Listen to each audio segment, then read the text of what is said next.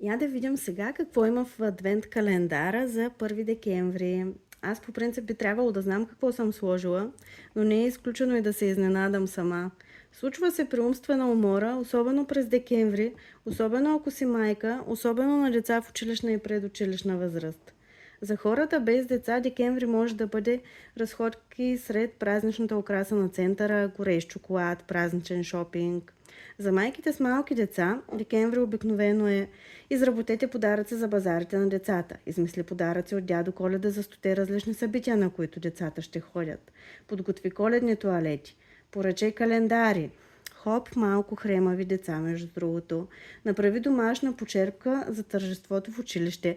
Планирай празничните пътувания. Хоп и малко кашлица точно преди коледния театър и така нататък. И така нататък.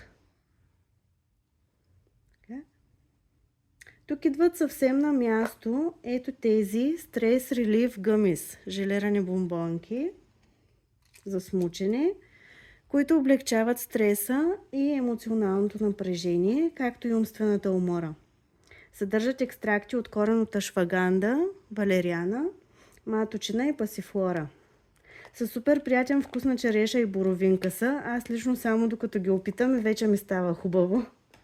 Опаковката е с 60 желерани бомбонки, като препоръчителната доза е по 2 на ден, но за декември по-добре 2 опаковки.